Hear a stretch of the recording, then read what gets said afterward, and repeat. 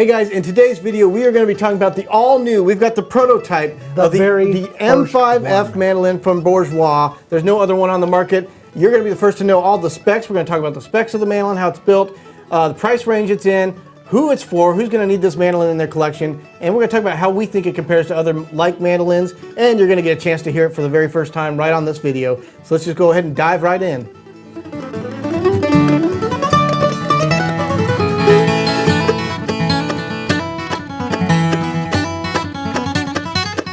Hey guys, welcome to the Acoustic Shop channel. I'm here with my brother John, where we talk about acoustic instruments. And because we've been doing this, and you guys have been such great followers, and if you're not following the channels, be sure to subscribe below, share it with other people. But because you guys are such great supporters, we get things like this. And this is, look, if you look inside here, there's no label in there, because this is a prototype. This isn't even on the market. It's not going to be released for a while yet. But the folks at Bourgeois wanted us to get the information out there, so people have been asking about this new F-style mandolin that's being built in collaboration with Eastman. So in this video, we're really going to dive into how this is built, who it's for, all those price range specs.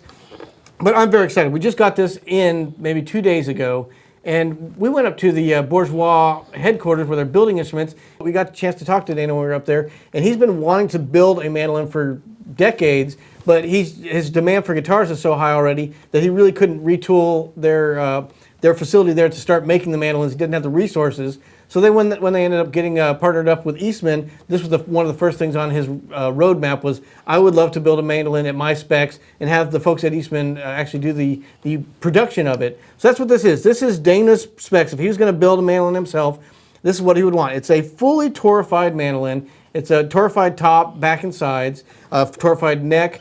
One of the things that a lot of Eastman players have been asking for a while is a wider nut, and that's something Dana also liked, and I personally like as well. We do our custom builds with Gibson. Our custom options are almost always a slightly wider neck, because that's the feel that I really enjoy in a mandolin. So one of the specs on this one, a wider nut. So I think it's 1 3/8 on this mandolin, maybe just slightly above that. A radius fretboard. It also has the fretboard extension with the scallop there, which I like a whole bunch, so you're not clicking on that the whole time. It's got the James tailpiece, which we've talked about in previous videos, how much we love those. Just really well built cast tailpiece. The new Bourgeois logo with a really nice flower pot that I like in abalone. I like that we have a flower pot with flowers in it. Actual flowers in it, yes. They're star flowers, but they're really cute. I like it. And then lastly, we expect that this is going to have the Waverly Golden Age tuners, just like the A-style version That's what the A-style M5A has, and this looks very similar to those, but these ones are glossy. Those ones were nickel and had to come some engraving on them. I'm assuming they're going to go to that. This just may be the prototype, so we'll find that out for certain in the future iteration of this mandolin. And then this also comes with that oblong case, the same with Eastman, but it has the hygrometer built into it. Also, though, it does have a little unique characteristic with the case, and it's been kind of interesting for me to notice, is the Bourgeois guitars all have a green interior and the black out exterior. Eastman cases have that wine interior. This does have the green interior. So keeping it more like Bourgeois. I don't know if you caught that, I didn't. But I did. That was a good catch on your part. So those are the main specs on this, and obviously it's an F-style mandolin with the adjustable ebony bridge as well, so those standard things you would expect on it.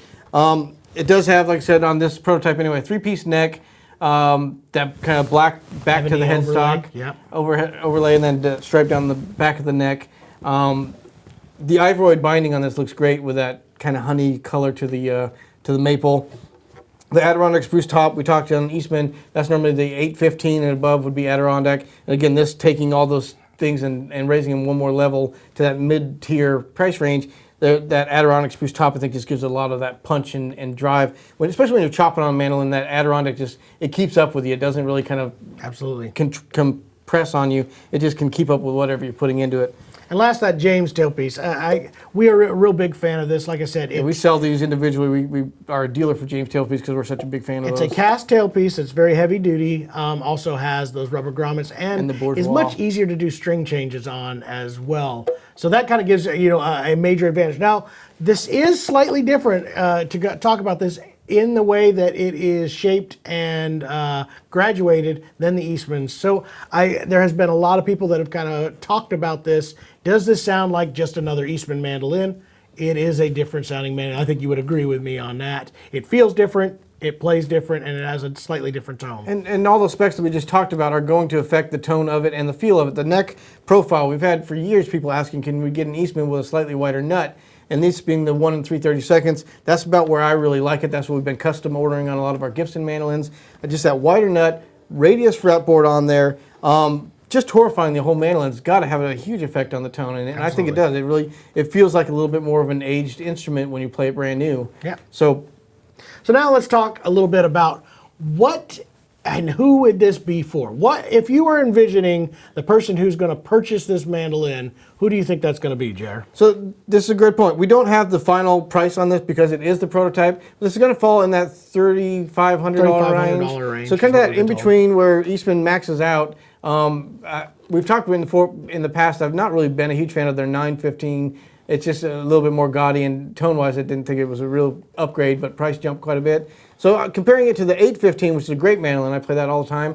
Then there's like this huge gap in the market. Some folks like Northfield are feeling some of that space, and then it jumps all the way up to Gibson, Weber, some of those price ranges where you're starting at about $5,000 or $6,000, and up from there. There's this big gap in the middle, sure. And for a lot of those players that wanted something that lived up to that, also the tone and feel of it, there was that gap in build, but then also in price range. If you can't quite justify jumping up to $5,000, there was a missing spot there. And I think that falls to that person that's above a beginning player. They could be obviously a stage performer, a professional, or just a hobbyist that's really enjoying playing the mandolin and wants a good quality mandolin. And we've talked in the past about why our F-style is so expensive. There's a lot of hand carving done on the top, back, solid pieces of wood that they graduate by hand and get that arch to the top and back. A lot of hours in it. So to get a really good quality one where you're not spending $5,000 or $6,000, this is really going to hit home for those guys that have been waiting in the market for something like that. Now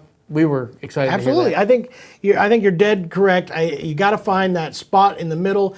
It almost to me falls in that same line of what we've talked about with the touch tone line that came out from Bourgeois, which gave us a premium product at a price point that was in the middle between most import lines and the upper end boutique level. You're getting a boutique style mandolin with all the player features, with all the tone enhancements and wood enhancements that you would expect in that boutique level instrument. You're now going to find it in that right in the middle zone, and I think that's a much more comfortable place for most of us as consumers. It's a hard space for me as a I'm not a mandolin player. I love the sound of the $6,000, $8,000, $10,000, $12,000 mandolins. I get it, but I'm not going to be there. Yeah. This makes me a whole lot more comfortable. This makes me feel like, it's pushing my budget, but I see where the benefits are going to be. So I get it. So now let's get into our rating system. I'm going to have you give us a rating from 1 to 5.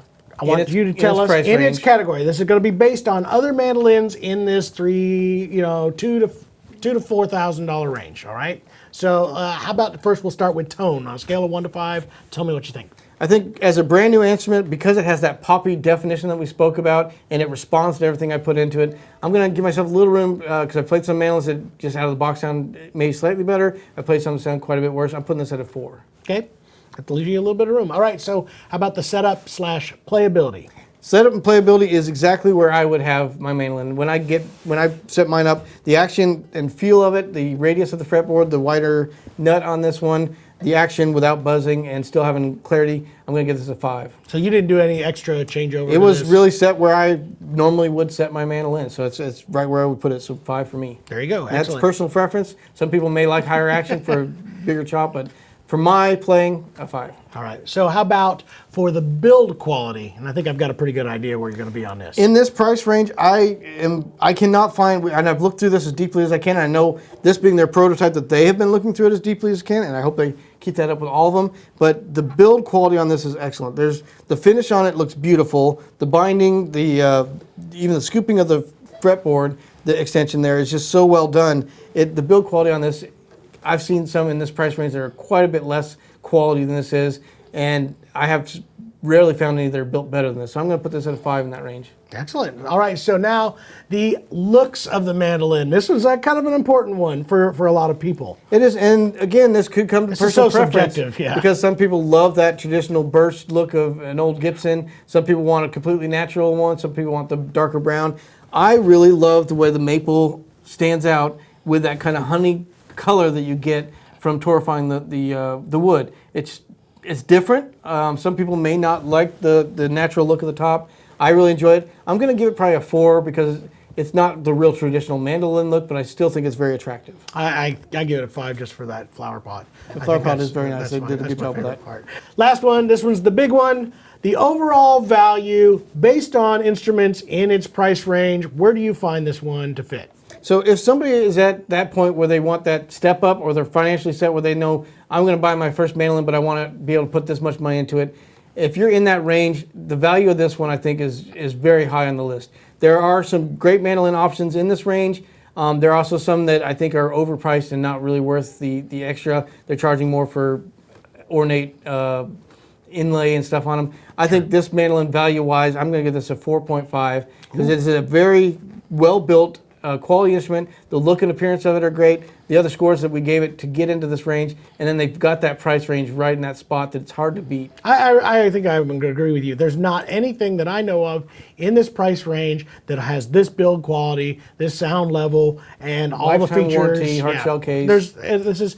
I think this really did fill a gap that had not been spoken of before. So kudos to them for building this. I'm very excited to get this out on the market. I know a lot of my students have been waiting for this to come out and saying they're going to be on the waiting list to buy one. Sure. And I don't think they're going to be disappointed now that we've actually got a chance to play the prototype. And the part you guys have all been waiting for, what does it sound like? Let's do some tone samples of it right now and see what you guys think.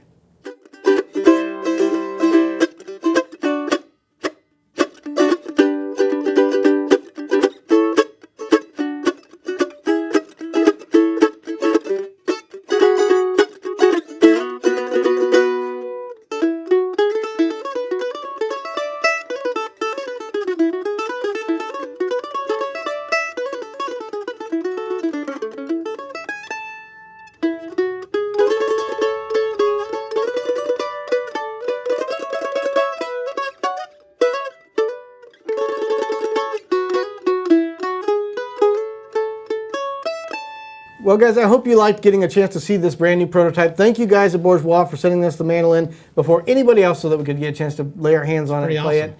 If you like that and want to know more about the Bourgeois mandolin project, the M5A video we did would be very interesting to you. Another way to get into high-quality mandolin for even less expensive than the F-style just because of the build. So you're going to want to check out that video. It's coming up right after this, or you can click that link right here.